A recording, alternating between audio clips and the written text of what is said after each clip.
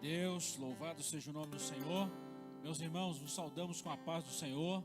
Louvado seja o nome bendito do Senhor Jesus Cristo.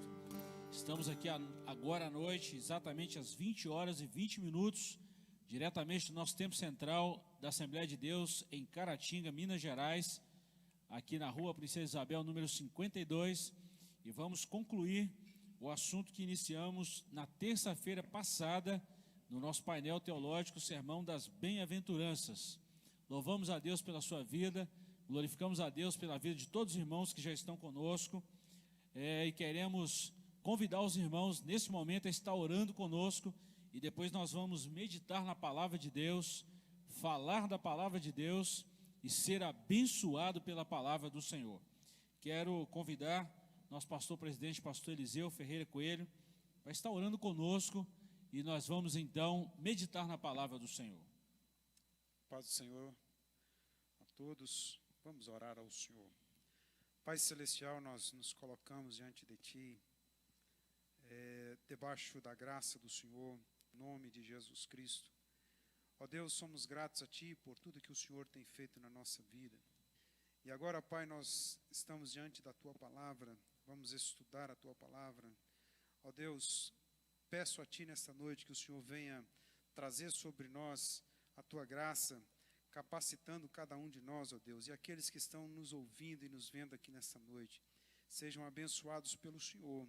Ó Deus, sejam enriquecidos pela Tua palavra, porque a Tua palavra é viva e eficaz. Ó Deus, a Tua palavra nos traz força, alegria, gozo, paz, e é gostoso meditar na Tua palavra, Senhor. Portanto, seja conosco, nos ajuda, Pai. É o que nós oramos a Ti no nome de Jesus Cristo. Amém e amém. Glória a Deus. Louvado seja o nome do Senhor. Nós vamos ler a palavra de Deus.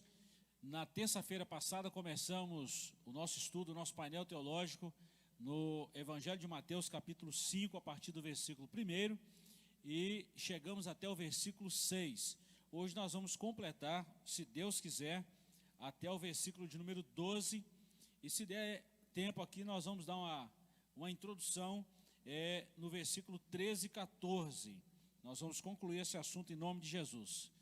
Irmãos, está escrito assim na palavra de Deus, Mateus capítulo 5, versículo 7 até o versículo 12. Nós lemos na semana passada os 12 versículos, falamos até o 6º, assim, bem detalhado, e hoje nós vamos ler do versículo 7 até o versículo 12, e vamos trabalhar esse assunto em nome de Jesus. Glória a Deus. Só justificando aqui, estaria conosco aqui hoje o pastor Wellington, mas ele passou mal agora à tarde, uma cólica de rins, e quero pedir aos irmãos que estão em casa para nos ajudar a orar, interceder pelo pastor Wellington. Graças a Deus ele está melhor agora, mas está recuperando dessa dor terrível. Então nós vamos orar e interceder pelo nosso pastor Wellington, pastor da Assembleia de Deus do bairro Esplanada, por isso que ele não está aqui conosco, tá bom? É bom a gente justificar a ausência dele aqui. Vamos lá, Mateus capítulo 5, versículo 7 a seguir. Está escrito assim: Bem-aventurados os misericordiosos, porque eles alcançarão misericórdia. Bem-aventurados limpos de coração, porque eles verão a Deus. Bem-aventurados os pacificadores, porque eles serão chamados filhos de Deus. Bem-aventurados que sofrem perseguição por causa da justiça, porque deles é o reino dos céus. Bem-aventurados sois vós, quando vos injuriarem e perseguirem, e mentindo disserem todo mal contra vós por minha causa. Exultai e alegrai-vos, porque é grande o vosso galardão nos céus, porque assim perseguiram os profetas que foram antes de vós. Glória a Deus. Irmãos, nós vamos começar agora a falar a partir do versículo 7, só dando uma recapitulada aí, nós falamos sobre os pobres de espírito, porque deles é o reino dos céus. Falamos dos que choram no versículo 4, porque eles serão consolados. Versículo 5, os mansos, porque herdarão a terra.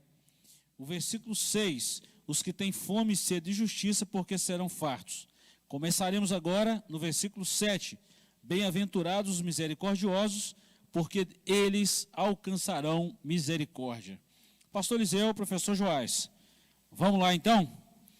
Bem-aventurados os misericordiosos, porque alcançarão misericórdia. Interessante esse versículo 7 que nós começamos esse estudo nessa noite, esse ato de ser misericordioso. Isso é estupendo, né, pastor Eliseu? Com certeza, eu acho que todos nós, né, devemos praticar essa misericórdia. E é interessante que essa misericórdia ela não está limitada somente aos nossos na fé. Essa misericórdia aqui ela é abrangente. Ela pega todo o meu próximo. E se a gente for olhar a questão do próximo, até aquele que não me ama é o meu próximo. Então, essa misericórdia ela tem que ser estendida, ela tem que ser, ela tem que alcançar essas pessoas também. Glória a Deus. Joás, você que gosta aí do grego e hebraico, esse misericordioso aí vem do hebraico eléu, e significa isso que o pastor Eliseu acabou de falar: ajudar alguém aflito ou que busca auxílio, ter misericórdia. Aqui não citou que é só os irmãos na fé, né, pastor? Independente de quem precisar de misericórdia, é um dever nosso, cristão, agir com misericórdia. O misericordioso é aquele que se deixa afetar, né, pela dor do outro, né, pelo sofrimento do outro.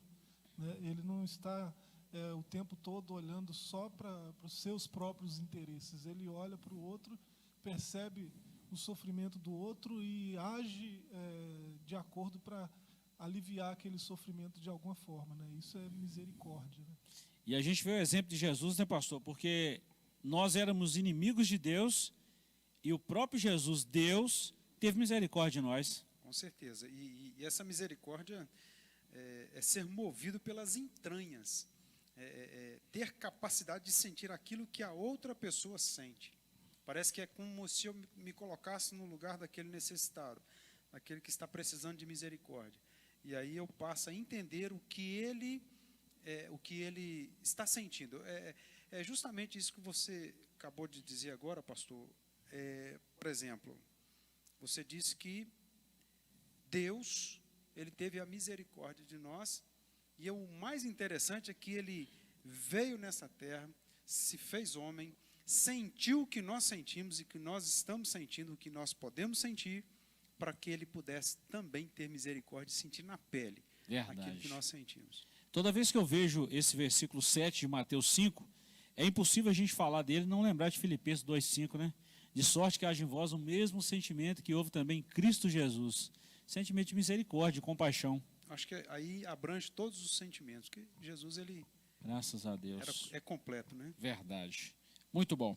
Nós tivemos um probleminha aqui técnico com o nosso som, mas nós já estamos recebendo aqui o feedback dos irmãos, que o som melhorou. Deus abençoe vocês. E eu quero dizer para vocês continuar assim mesmo, tá, irmãos? O que vocês verem aí que pode ser feito para melhorar, nós só vamos melhorar se vocês falarem, tá? Então vocês não incomodam, não nos perturbam hora nenhuma. Vocês simplesmente nos ajudam para que tudo que a gente faz aqui chegue com qualidade até você. Deus abençoe vocês e até aproveitamos a oportunidade pedindo a você que num tom de evangelismo, você pega esse link aí, copie e compartilhe com pelo menos mais 10 e vamos juntos louvar a Deus e bendizer o nome do Senhor. Bom, fechamos aqui o versículo 7, vamos para o versículo 8. Bem-aventurados os limpos de coração, porque verão a Deus. Limpos de coração. É muito interessante isso aqui também. Limpos de coração. É muito interessante falar sobre isso, esse limpo de coração. Coração aqui, pastor Eliseu falou esse negócio aqui bem recente, se não me engano foi na terça-feira passada. Falamos aqui também na escola dominical, coração não é essa máquina que bomba o sangue. Aqui, coração pode ser interpretado como o centro das emoções, né? O homem interior. Acho que fica melhor assim, o homem interior. Sim. Paulo, né, usa muito essa metáfora, né, do homem interior. Exatamente. Que se renova dia a dia, né, enquanto o exterior se corrompe, né, e é corrompido pelo pecado.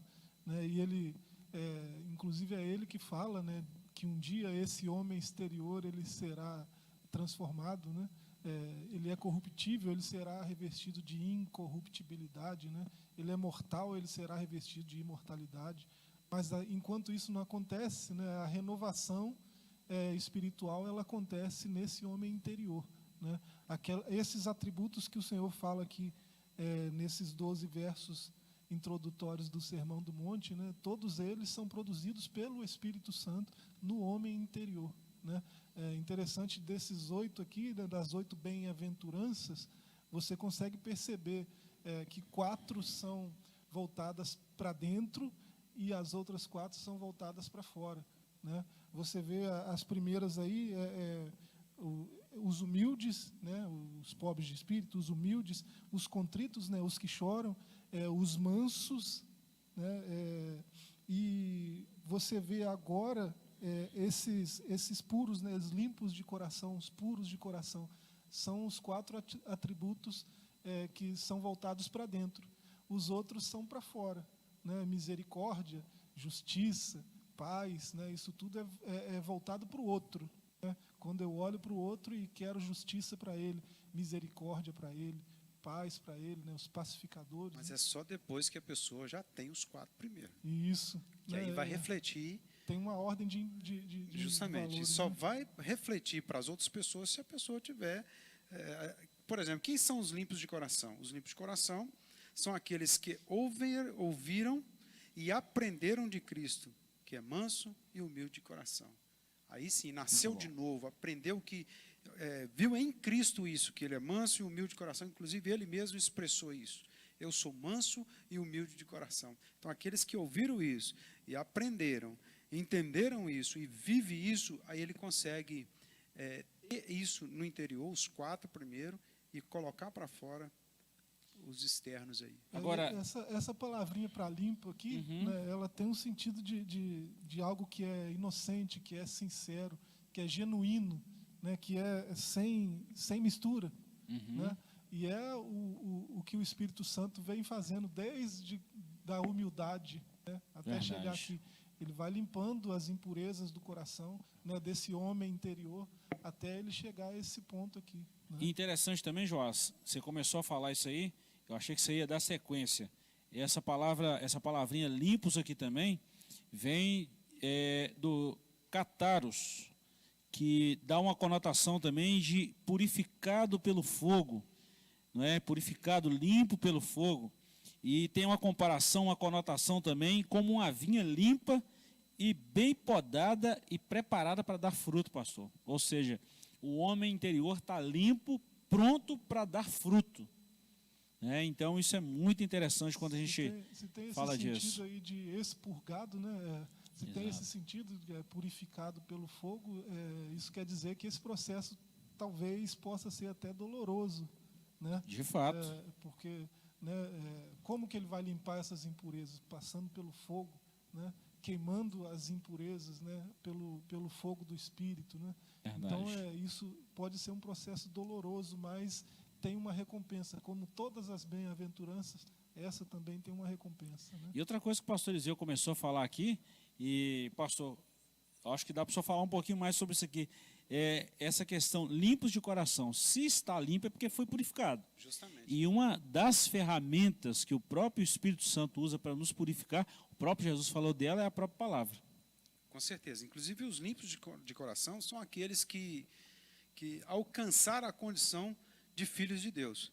Como que alcançaram? Uma vez que morreram com Cristo e ressuscitou com ele uma nova criatura. Aí é claro que se a gente for olhar para esses limpos de coração aqui, aí nós podemos entender que é justamente um traço de caráter que o cristão ele passa a ter a partir do momento que ele morreu com Cristo e ressuscitou com Cristo. Vai ser um tema... Aí sim, vem então, esse limpos de coração aqui, é como se fosse foi traçado nele, dentro dele agora, um novo caráter. Que caráter é esse? Um caráter de Cristo, que nós precisamos ter. Glória a Deus. Tema da próxima lição de domingo, tá? Bacana. Da escola dominical, né, Joás?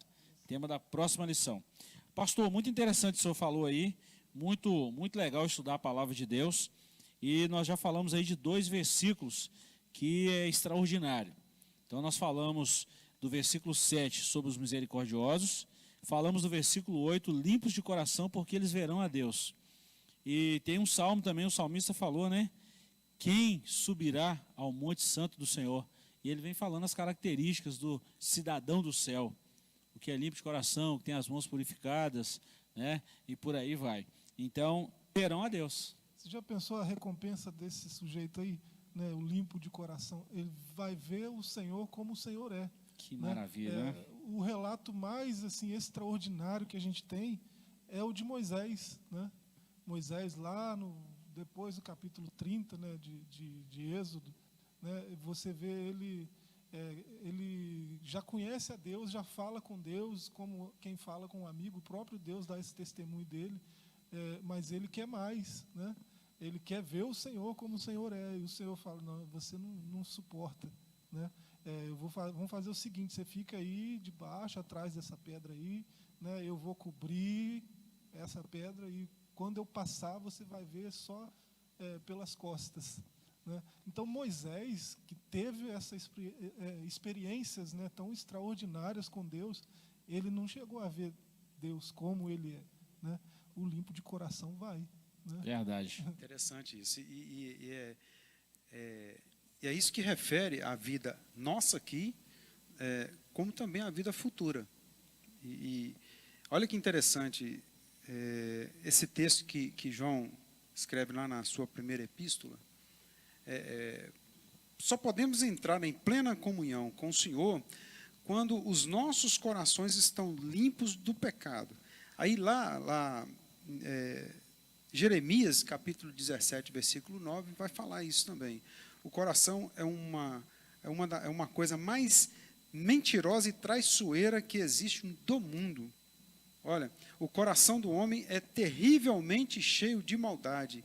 Não há ninguém capaz de saber até que ponto é mau o pecado, o coração humano.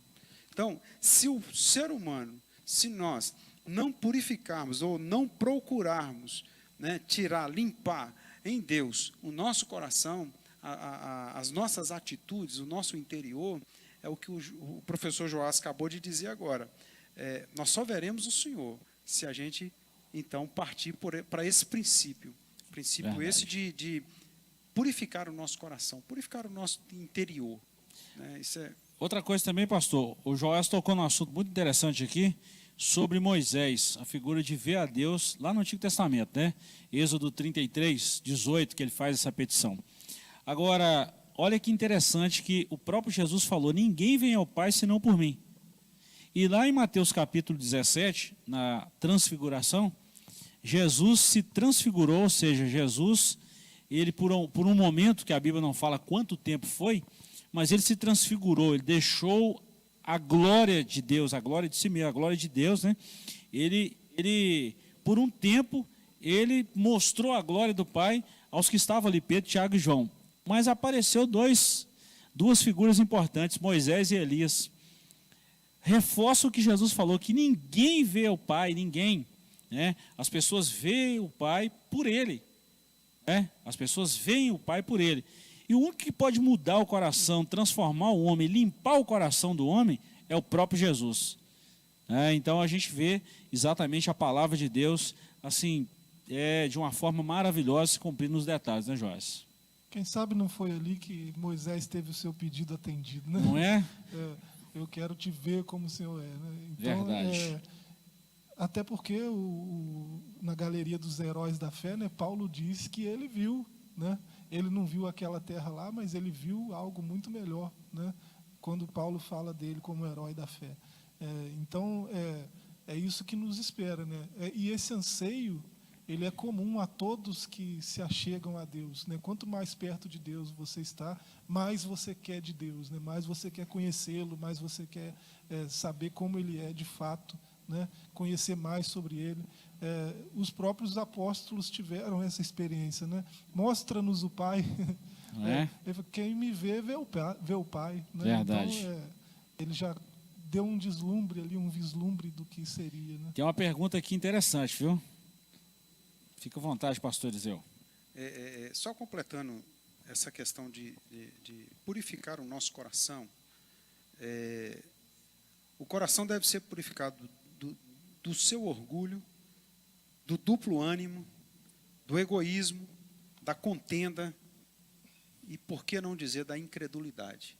Verdade. Então, nós precisamos olhar para dentro de nós e perceber isso e ver que nós precisamos ter essas atitudes. Quando Provérbios, está escrito em Provérbios 16:5, o Senhor detesta o orgulhoso de coração, sem dúvida serão punidos. Então nós precisamos tirar esse orgulho do nosso coração. Aí vem outra aqui, por exemplo, Tiago, quando ele escreve lá no capítulo 4, versículo 8, ele vai falar, o coração também, ele deve ser purificado de duplo ânimo. Ele chega a escrever, chegai-vos a Deus, e Ele se chegará a vós. Limpai as mãos, pecadores, e vós de duplo ânimo, purificai o coração. Então, a gente vê essa necessidade nossa de limpar o nosso coração do orgulho, do duplo ânimo. Aí vem o egoísmo e a contenda. Por que nós temos que fazer isso? Porque nós não podemos querer tudo só para nós, né? E quando nós partimos para o egoísmo, aí gera contenda, gera um monte de situação. E nós precisamos ter esse coração assim. Tiago também escrevendo lá no capítulo 3, versículo 14, ele vai falar a respeito disso. Ele fala, mas se tendes amargas invejas e sentimento faccioso no vosso coração, não vos glorieis, nem mintais contra a verdade. Então, nós precisamos tirar isso. Se for falar da incredulidade também que nós precisamos tirar do nosso coração, lá o escritor aos Hebreus, ele vai falar sobre isso também. Hebreus capítulo 3, versículo 12, ele fala justamente isso, e ele vai dizer, cuidado, irmãos, para que nenhum de vocês tenha um coração perverso e incrédulo, que se afaste de Deus vivo. Glória a Deus. Nós precisamos disso. Pastor, aí falamos de novo, né? Pastor Zedeco, o senhor acabou de falar, o pastor Zedeco falou desse duplo ânimo aí, purificar os corações. É muito bom essa sintonia dos irmãos que estão em casa, isso é muito bom, tá? E muito obrigado, irmãos, pelos comentários, isso é muito bom. Agora, uma ferramenta, volto a falar nela, a palavra de Deus, Hebreus 4:12, né? Porque a palavra de Deus é viva e eficaz, mais penetrante que espada alguma de 2 gumes, é apta para discernir os pensamentos do coração, duplo ânimo, incredulidade e tantas outras coisas. Ela vai até a divisão da alma e espírito, junta e medula, né? Ela tira o que precisa tirar, e é só a palavra de Deus que limpa o homem, né? O homem precisa se entregar, se debruçar na palavra e deixar que o Senhor faça isso através do Espírito Santo. Isso é muito importante. Sem contar que o coração é enganoso, né? Não é? Não pode confiar no coração, não. Pastor Eliseu e Joás, pastor Elias Luiz, de uma das nossas congregações, distante daqui um pouquinho, ele mandou uma pergunta aqui muito interessante. Como se explica, Joás, Isaías ver Deus em relação a Moisés, que não pôde ver, né? E esse texto leva a gente lá em Isaías 6, no ano em que morreu o rei Uzias, eu vi ao Senhor. Mas ele explica o que ele viu do Senhor, né? Ele viu ele no alto e sublime trono, e ele viu o manto, né? E ao que a gente entende, lendo mais cuidadosamente, ele viu só a orla do manto, e já encheu o templo todo, né? Encheu a casa toda onde ele estava, só a orla do manto. Então ele não viu plenamente, né? Não viu o Pai plenamente, como está prometido aqui nessa bem-aventurança. Verdade. É bom a gente lembrar exatamente isso aí. É bom a gente ouvir, responder, falar exatamente essa questão dessas perguntas. Isso é muito bom, isso abre o entendimento. E é bom que os irmãos participam também. Nesse sentido, a gente poderia pensar em Asaf também, por exemplo, né? Até que entrei no santuário e vi, né, o fim. Mas ele não viu o Senhor no seu trono, na sua plenitude, né, como ele é plenamente. Né? Verdade. Essa promessa é só para... Eu creio que é no mesmo sentido que nós, quando estamos na presença do Senhor, e nós sentimos a presença dele. Então, eu acho que é abrangente. Né? Só confirmando aqui, pastor, e concluindo esse versículo 8 aqui, para a gente seguir para o versículo 9.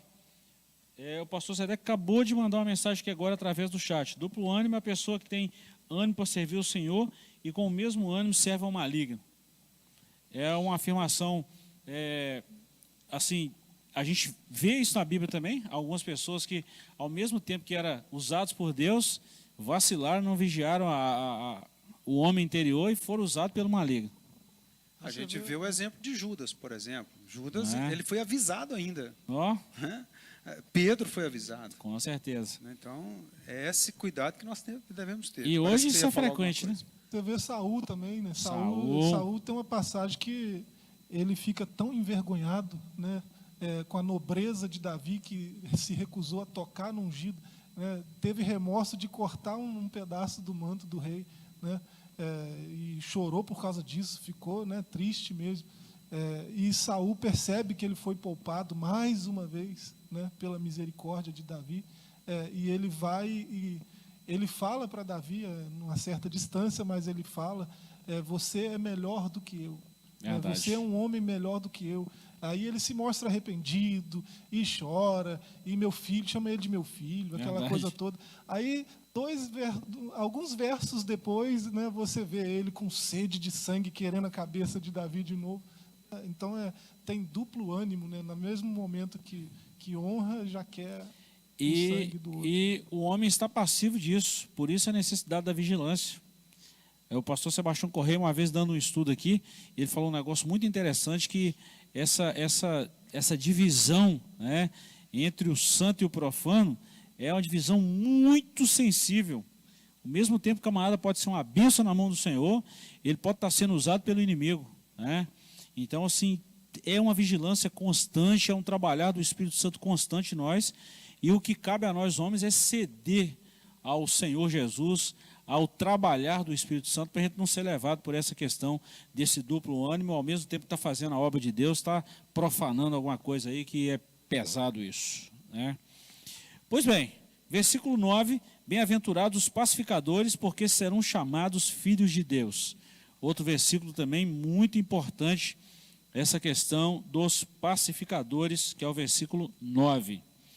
Esse pacificadores aqui é aquele pacífico, que ama a paz, aquele que apazigua a situação, né? E podemos até fazer uma comparação com também uma característica, um aspecto do fruto do Espírito, que é a longanimidade. Tem a ver com isso, né? Sim, é aquele sujeito que se empenha, né, com a promoção da paz. Ele quer tanto a paz que ele trabalha para isso, para que o seu redor tenha mais paz, né, as pessoas em sua volta, né, aonde ele estiver.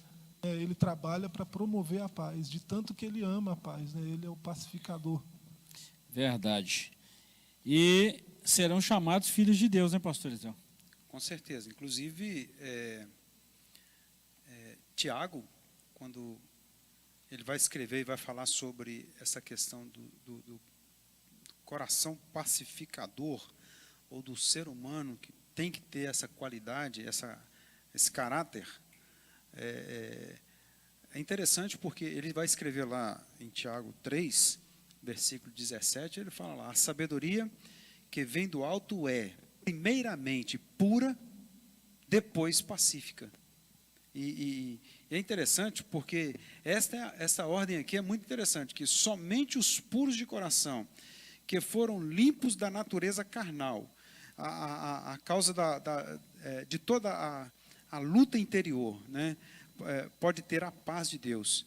E plenamente, só depois desse ser puro de coração, que ele tem essa paz de Deus plenamente em sua alma, e aí sim ele consegue praticar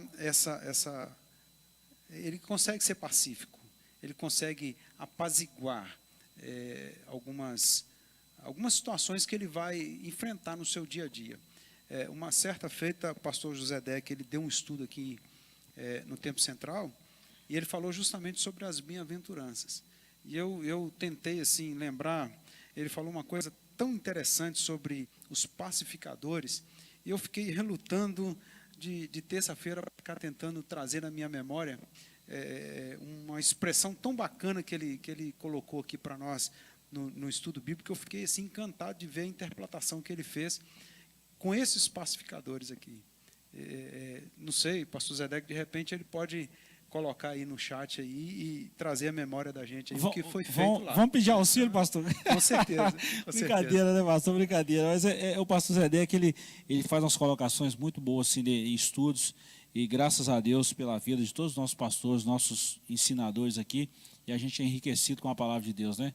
Pastor Zé, só lembrar, só pode compartilhar com nós, né, pastorizão? Com certeza, com certeza. Faz isso por nós, pastor. O apóstolo Paulo diz lá em 1 Coríntios 14, né, no verso 33, né, que Deus não é Deus de desordem, mas sim de paz, né? E eu, folheando aqui, eu cheguei no Salmo 34, né, que ele vai falar daquele justo que teme ao Senhor, né? E na altura do verso 13, né, 14, ele fala: aparta-te do mal e faz o bem, busca e persegue a paz, porque os olhos do Senhor estão sobre os justos e os seus ouvidos atentos ao seu clamor, né? Perseguir e buscar a paz, né? Aquele que teme ao Senhor, né, que anda em retidão, em justiça diante de Deus, ele vai se empenhar, ele vai buscar, ele vai perseguir a paz. A gente, alguns episódios recentes, né, nos lembram de pessoas pacificadoras, né? Eu me lembro de pelo menos 2 luteros que são mártires, né, do Evangelho, né? O primeiro lá da Reforma, lá, né, então já tem mais de 500 anos, né? E o outro mais recente, né, o Luther King Jr., né, Lutero também, né, outro Lutero, e foi pacificador, né? Ele lutou e se empenhou e dedicou a sua vida pela paz, né, e por uma causa tão nobre que hoje, de uma forma tão triste e trágica, é trazida à tona, né? Foram tantas conquistas, né, ao longo desse pouquíssimo tempo, né, iniciadas, né, tiveram o início na obra, né, de vida desse homem, né, um pastor batista, né, e hoje a gente vê que ainda tem muita coisa para progredir em relação à paz, né, que ele começou a plantar, né? E é interessante que os pacificadores aqui, eles não são aqueles que repudiam a guerra. Não são esses, mas aqueles que promovem a paz. Ele não é aquele só, eu tenho horror à guerra, eu tenho pavor de guerra. Não, isso aí não é pacificação, não. Isso não é ser pacífico, não. Ele tem que promover a paz. Quando a gente olha para isso, os pacificadores são aqueles que levam as boas novas de paz. Então, ele só não como também repudia, mas também é aquele que promove a paz, aquele que anuncia que Deus está em Cristo reconciliando consigo o mundo. Esses são os pacificadores. Quando Paulo vai escrever a sua segunda carta aos Coríntios, ele vai dizer lá, no capítulo 5, versículo 19, ele vai dizer justamente isso. Isto é, Deus em Cristo reconciliando consigo o mundo, não lhes imputando os seus pecados, e pôs em nós a palavra de reconciliação. Ou seja, cabe a nós sermos pacificadores. E o que eu tenho que fazer? Eu tenho que promover a paz. Quem é que dá a paz? Cristo. O que eu tenho que fazer? Anunciar Jesus. Eu tenho que falar de Jesus. Eu tenho que mostrar ao mundo que quem tem a paz é Jesus. É a única paz que excede todo o entendimento. É de Cristo. Então nós temos que, para sermos pacificadores, nós temos que pregar o Evangelho de Jesus. Dizer que Ele é bom, dizer que Ele é paz. E que essa paz, ninguém pode dar. E, pastor, corroborando com isso que o senhor falou, 2 coisas. Primeiro, estamos em guerra. Com certeza. Constantemente em guerra. Constantemente em guerra. Primeiro, guerra contra nós mesmos, contra a vontade humana, que o velho homem, que de vez em quando dá uma aflorada e que precisa ser mortificado. Guerra contra o pecado e, por isso, a necessidade dessa paz, tá? E quando uma segunda característica que eu falo aqui, um segundo destaque, a observação, é exatamente quando o senhor falou de buscar a Cristo. Ele é o príncipe da paz. Com certeza. João, Isaías já falava isso, né? E eu acho interessante que uma coisa o pastor falou, que Deus é paz, né? E é um Deus de paz. O apóstolo Paulo gostava de lembrar isso nas suas cartas, né? Pelo menos 2 textos aqui, a gente pode, que são tão curtinhos, né, mas são tão significativos, né? Romanos 15, 33, ele diz, em oração, e o Deus de paz seja com todos vós, né? E ele termina com um amém, né? 2 Tessalonicenses 3,16, aí já é a saudação final da carta. Ele diz: o próprio Senhor de paz vos dê paz sempre e de toda forma, né? Olha a paz que ele está falando, né? Vos dê paz sempre e de toda forma. Isso quer dizer, independente do que você esteja passando, independente de qual seja a luta, o sofrimento, a dor, né? Por amor a Cristo, ao reino, né? Independente da situação, né? Essa paz vai estar com você sempre e de toda forma. O Senhor seja com todos vós. Parece que não só Paulo nas suas cartas, né? Parece que o escritor aos Hebreus aprendeu com ele, né? Se a gente vê o verso 20 do capítulo 13, né? Também vai nesse mesmo sentido, né? Nosso Deus é um Deus de paz. Eu quero mexer no negócio aqui, pastor. Nós já estamos quase encerrando aqui o nosso estudo, né? Já são 9 horas e o tempo voa.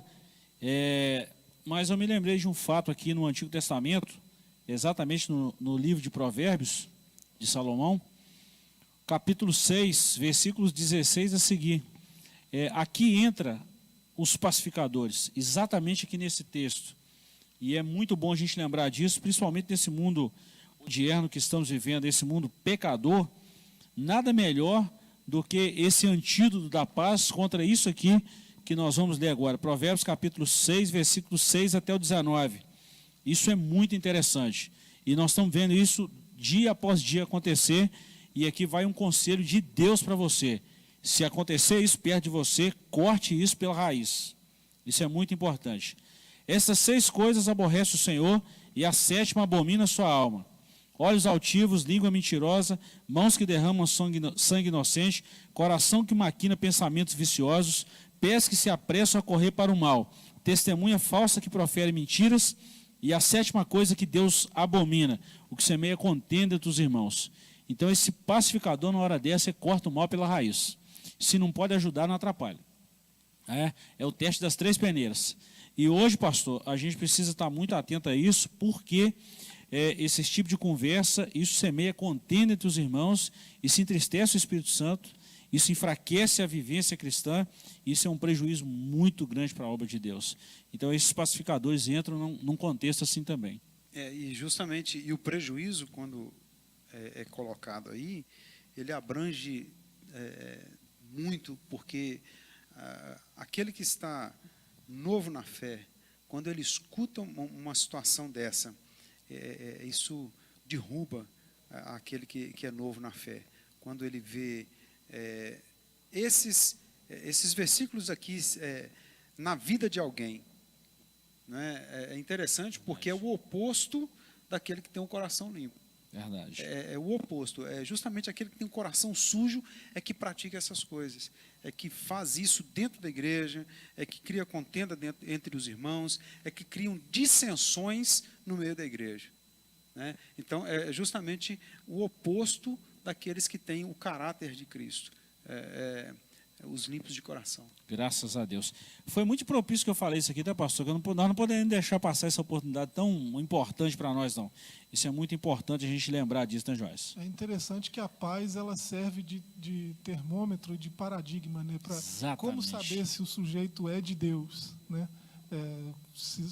Sabendo se o sujeito é de paz, né? Verdade. Se Deus é Deus de paz, né? Se a paz é para os homens de boa vontade, né? Se quanto mais eu me aproximo de Deus, mais eu promovo paz, porque Deus é Deus de paz. Então, a paz é o paradigma, a paz é o termômetro. Dentro disso aí que você está falando de promover a paz, quando as pessoas promovem a paz, elas são chamadas de filhos de Deus, porque agem como Deus.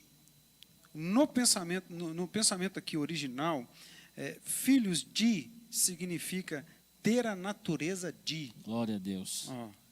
Isso é bacana, é o caráter, gente, é ter a natureza de Deus. Questão de filiação, né? Filiação, questão de genética. Glória a Deus. Glória a Deus. Isso é muito bom. Pastor, se deixar, nós vira a noite aqui nesses 3 versículos aqui, tá? Não é? Tem muito assunto aqui, não tem? Tem muito assunto. Então vamos lá. E os versículos 10, 11 e 12 para a gente encerrar. Bem-aventurados os perseguidos por causa da justiça, porque deles é o reino dos céus.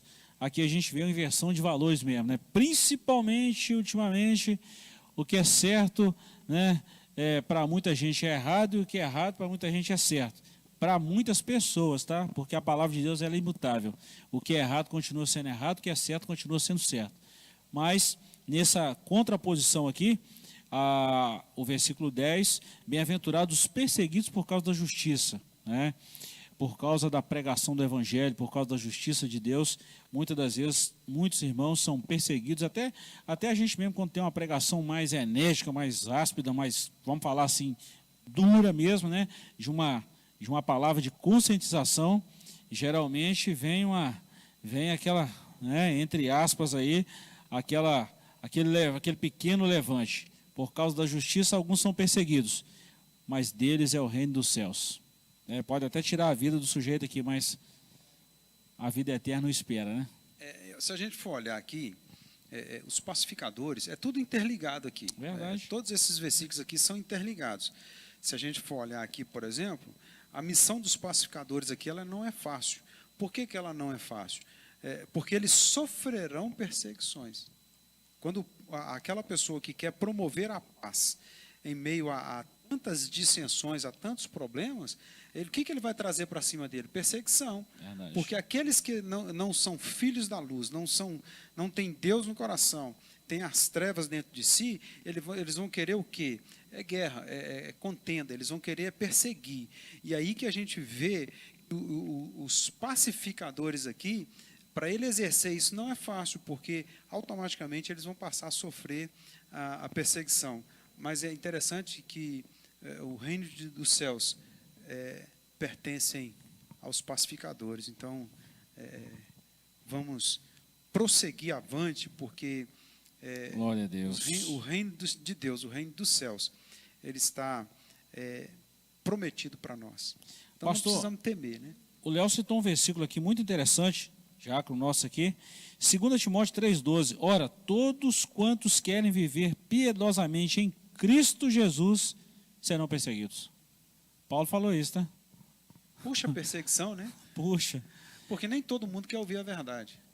Pastor, o evangelho que a igreja prega, o evangelho que Jesus pregava, o evangelho que Paulo pregava, o evangelho que nós devemos pregar, ele precisa incomodar o reino das trevas. Se não incomodar, tem alguma coisa errada. Tem alguma coisa errada.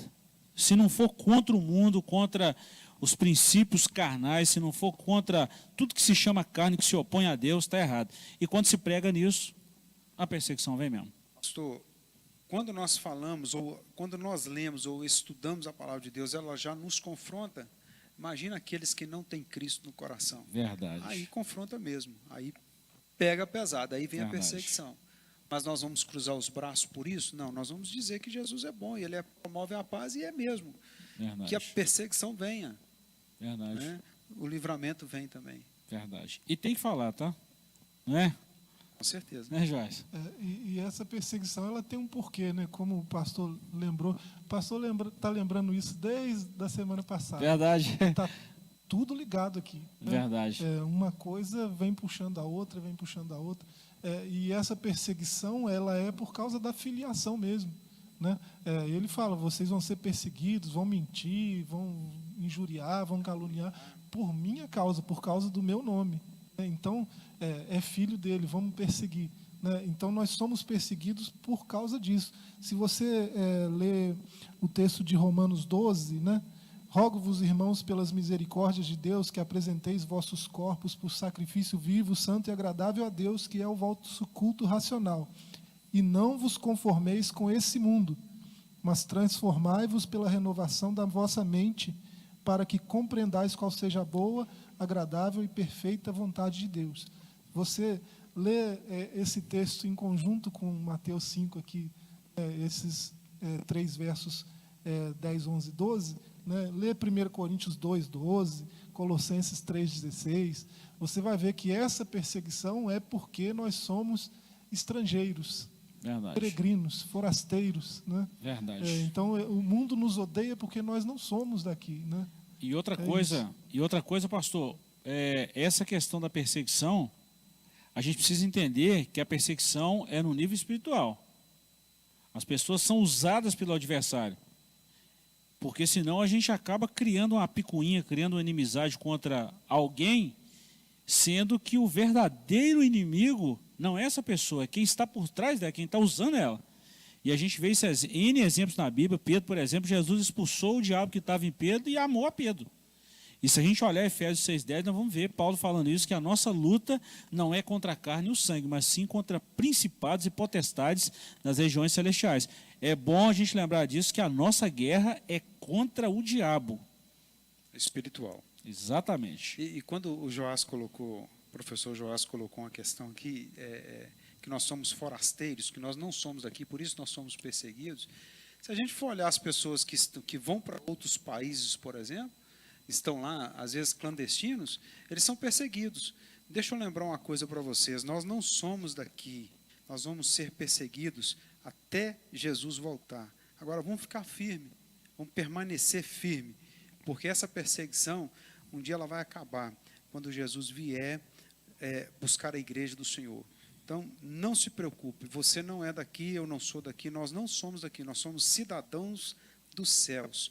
E um dia nós vamos embora dessa terra e a perseguição vai acabar. Glória a Deus, glória a Deus. E para finalizar, pastor, versículos 11 e 12, aí a gente encerra aqui. Bem-aventurados sois quando por minha causa, aí está falando, Jesus falando, por causa dele, as pessoas vos injuriarem, vos perseguirem e mentindo disserem todo o mal contra vós. Agora olha o conselho de Jesus, pastor, e todos os irmãos que estão aí. Regozijai-vos e exultai, porque é grande o vosso galardão nos céus, pois assim perseguiram aos profetas que vieram antes de vós. Jesus mandou revidar ou não? Essa questão aí, por exemplo, a gente tem que colocar na nossa mente, nós temos que colocar na nossa mente que a perseguição não é contra nós, não. É o que você acabou de dizer agora. De quem está dentro de nós. Né? Quando Paulo vai escrever isso várias vezes, que ele carrega sobre si o peso, as aflições, que ele carrega sobre si, não é ele em si, é o que ele pregava.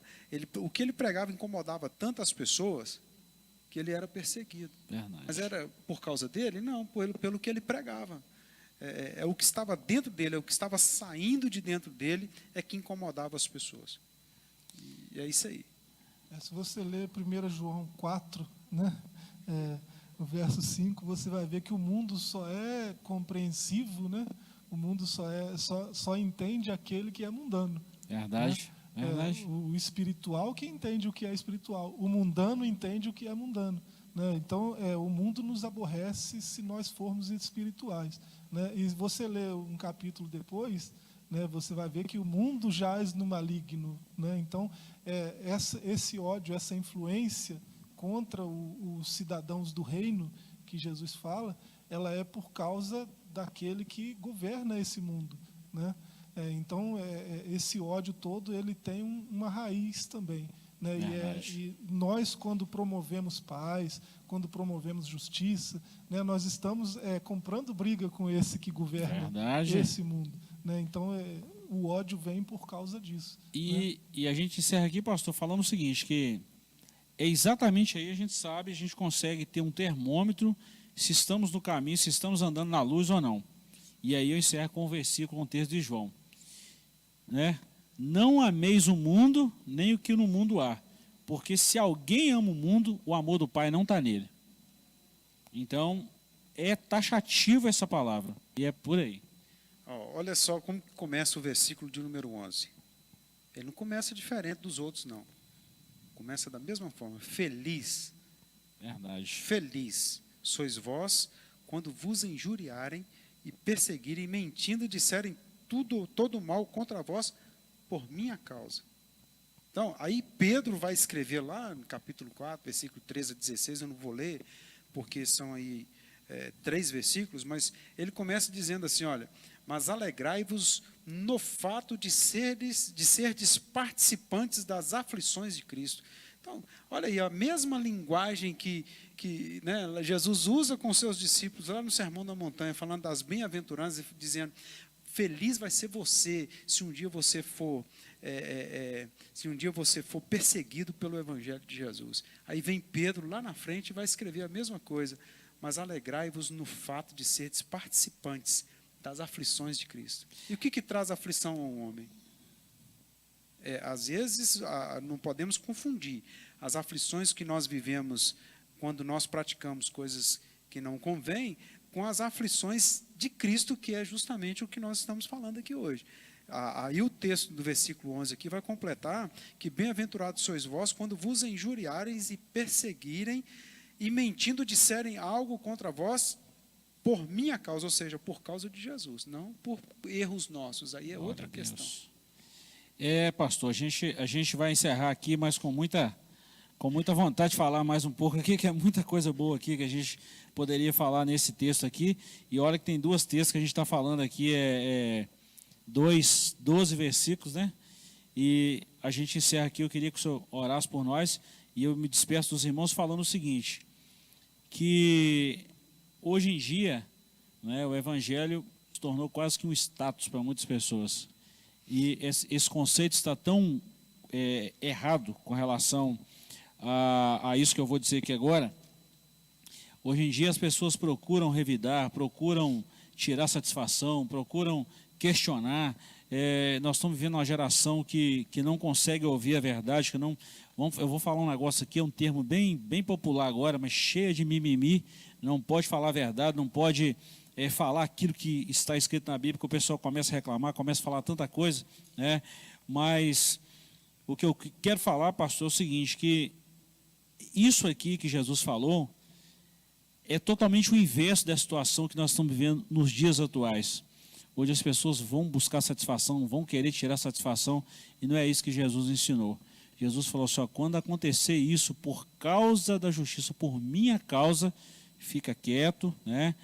Não precisa preocupar. Quando eles disserem todo mal, regozijai-vos e exultai, porque é grande o vosso galardão do céu. Então tem muitas vezes que a gente precisa contar até 10, 20, 30, 50, 100 e não falar nada, ficar caladinho, né? E é isso aí. Antes, já posso orar? Fica à vontade, pastor. Então, antes de orar, deixa eu só falar um versículo aqui que Léo Sattler colocou aqui, e serve de conselho, serve de consolo, serve de até ânimo para nós. Achei muito bacana. João 15, 18, que diz assim, se o mundo vos odeia, sabei que primeiro do que vós outros me odiou a mim. Isso é Jesus falando. Então não preocupa não. Se o mundo está te odiando, você está no caminho certo. Se o mundo não estiver te odiando, olha, presta atenção nisso. Se o mundo não estiver te odiando, tem alguma coisa errada. Porque o mundo é o oposto, assim como o senhor acabou de dizer aqui agora. O mundo é o oposto do Evangelho. Então, se o mundo não está te odiando, reflita e faça com que ele te odeie, que aí você está no caminho certo. Torna-se amigo de Deus, né? Pastor, ore conosco, nos despeça, em nome de Jesus. Amém. Ora comigo. Pai, nós te louvamos de todo o nosso coração por esta rica oportunidade que o Senhor nos concedeu em poder vir à casa do Senhor e estudarmos a Tua palavra e entendermos aquilo que o Senhor quer de nós. Pedimos a Tua bênção, Senhor, em favor de cada coração, de cada pessoa que nos ouviu, até mesmo que vão nos ouvir depois pelas redes sociais. Senhor, que o Senhor possa trazer esperança, trazer alegria, gozo, paz no coração dos Teus filhos. E que essas bem-aventuranças, ó Deus, venham fazer parte de cada coração, de cada um de nós, ó Deus, que nós possamos colocar em prática essas bem-aventuranças, esses ensinos que foram colocados para nós aqui nesses dias, terça-feira passada e nesses dias de hoje. Pai, somos gratos a Ti de todo o nosso coração, seja com a Tua igreja, seja com todos aqueles que nos ouviram e nos viram aqui nesta noite, que a bênção do Senhor seja abundantemente em cada coração. É o que nós oramos a Ti, no nome santo de Jesus Cristo. Amém e amém.